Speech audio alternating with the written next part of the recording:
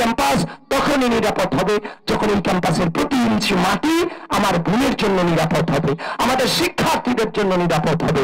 সেটা বাস্তবায়নে বাংলাদেশ জাতীয়তাবাদী ছাত্রদল বদ্ধপরিকর এবং গোটা বাংলাদেশের নারী সমাজকে আহ্বান করছি সেই চট্টগ্রামে মেয়েকে লাঠি দিয়ে ফেলে দেওয়া এবং সেটাকে সেলিব্রেশন করা, মেয়েরা নিয়ে কটূক্তি করা, সেটাকে সেলিব্রেশন করা এবং একইভাবে নারীদেরকে বিভিন্নভাবে জুম করে করে ছবি তুলে নারীদেরকে অবাধ বিচরণকে বাধাগ্রস্ত করা। ঠিক একইভাবে গতকালকে আলী হোসেন যেভাবে নারীদেরকে নিয়ে, একজন নারীকে নিয়ে যেভাবে কটূক্তি করেছে, সেটার যে কোনো ব্যবস্থা না নেওয়া, এগুলো হচ্ছে এই রাষ্ট্রের জন্য অশনি সংকট।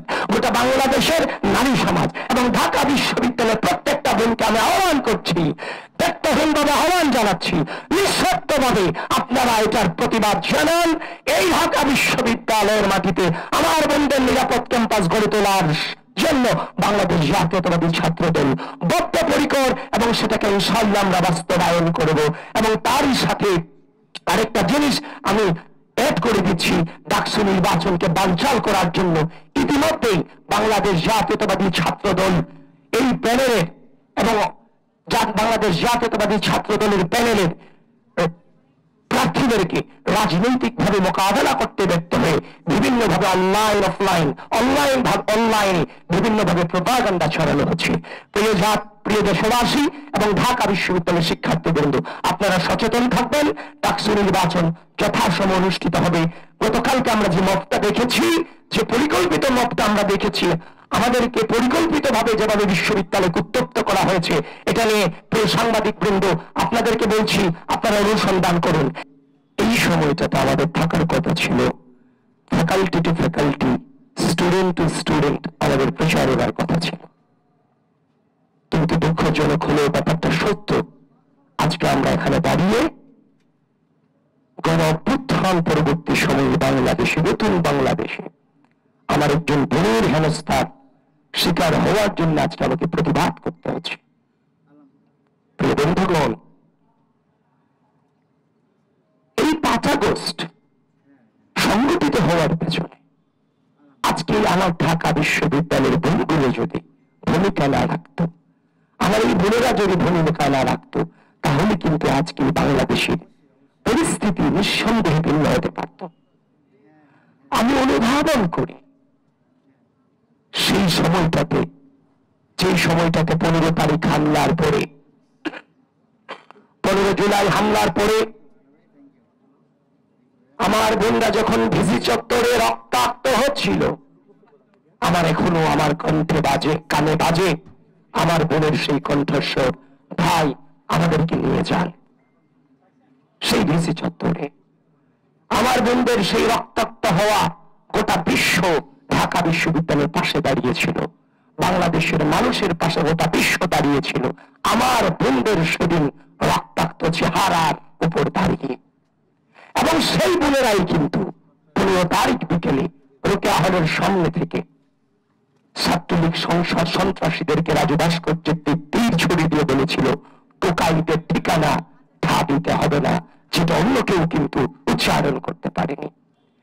16 তারিখ রাত, 17 তারিখ রাত, সেই রাতগুলোতে রোকেয়া হল, ফজিলাতুন্নেসা মসজিদ হল, কোয়েত মৈত্রী হল, কবি সুফিয়া কামাল হল সহ শামসুন্নাহার হল, এই হলগুলো থেকে ভেসে আসছিল মুক্তির মন্দির, সোপানো তোলে কত প্রাণ হল বলিদান, লেখায় আছে অস্ত্র চলে।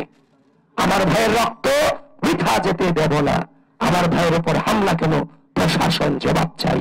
সেদিন রাতে আমরা যখন নিরস্ত্র ছিলাম, আমাদের যখন কোনো অবস্থানই ছিল না, যখন আমরা চিন্তা করছিলাম যে কালকে কিভাবে আন্দোলনটাকে আমরা গোড়াপত্তন করব, ওই সময়টাতে এই হলগুলো থেকে যখন আমাদের বন্ধুদের প্রতিবাদী কণ্ঠস্বর বেশি আসছিল, আমাদের বন্ধুদের কণ্ঠস্বর ছিল আমাদের একমাত্র পরের দিনে রাজপথে বের হওয়ার সাহস। বন্ধুগণ, এই ক্যাম্পাসের মাটিতে 5 আগস্ট পরবর্তী সময়ে আমরা দেখতে পেলাম একের পর এক আমাদের নারীদেরকে নিয়ে, নারী শিক্ষার্থীদেরকে নিয়ে নানান ধরনের মত করা হয়েছে, নানান ধরনের কুরুচিপূর্ণ মন্তব্য করা হয়েছে। আমি আপনাদেরকে এখানে দাঁড়িয়ে বলছি, আমি বক্তব্য দিচ্ছি না, জাস্ট আপনাদেরকে বলছি, কথা বলছি।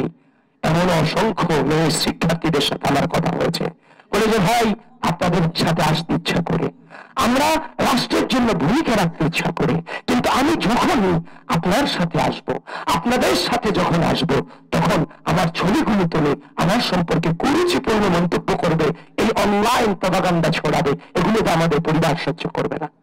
5 আগস্ট পরবর্তী সময়ে আমাদের নারীর চলাফেরার স্বাধীনতা, পোশাকের স্বাধীনতা, কথা বলার স্বাধীনতা চরমভাবে চরমভাবে চরমভাবে হরণ করেছে একটি গুপ্ত সংগঠন, যারা নিজেরা নিজেদের পরিচয় দিতে লজ্জাবোধ করে। এই ক্যাম্পাসে আপনারা দেখেছেন 5 আগস্ট পরবর্তী সময়ে এই যে নারীদেরকে নিয়ে কুরুচিপূর্ণ মন্তব্য করা, এটা আজকে প্রথম নয়। আপনারা দেখেছেন এই গণঅভ্যুত্থান পরবর্তী সময়ে চট্টগ্রামে আন্দোলনরত নারীকে লাঠি দিয়ে মাটিতে ফেলে দেওয়া হয়েছে। আপনারা দেখেছেন সেই নারীকে যখন লাঠি দিয়ে মাটিতে ফেলা হলো, ঠিক একই ভাবে এই ঢাকা বিশ্ববিদ্যালয়ের মাটিতে আমার এক বোনকে ওড়না নিয়ে কুরুচিপূর্ণ মন্তব্য করা হলো।